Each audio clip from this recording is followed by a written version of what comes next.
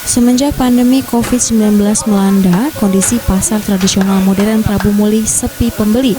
Bahkan suasana tersebut sangat jauh berbeda dengan tahun-tahun sebelumnya.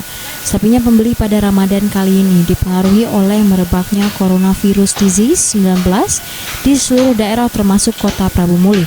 Sehingga minat beli masyarakat terhadap kebutuhan pokok termasuk daging sapi menjadi menurun. Meskipun harga daging di pasaran masih terbilang normal yaitu Rp120.000 per kilogramnya. Salah satu pedagang daging Suparto mengatakan pada umumnya jika memasuki bulan puasa penjualan daging justru meningkat. Namun pada tahun ini dalam sehari ia hanya bisa menjual 10-15 kilogram saja. Dikit kalau sekarang paling 10 kilo, 15 kilo. Pas puasa pacak enggak?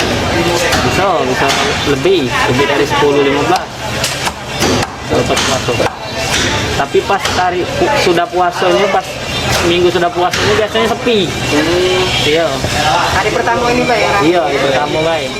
Ini baru ada penambahan konsumen belanja belanjanya. Kalau yang kemarin-kemarin dampak corona kok dia banyak, kalau 3 kali lipatan. Kalau hari sebelum tahun kemarin kalau puasa seminggu nak puasa saya adalah jalan dong belanjaan. Kalau sekarang baru hari ini tidak begitu ramai juga, cuman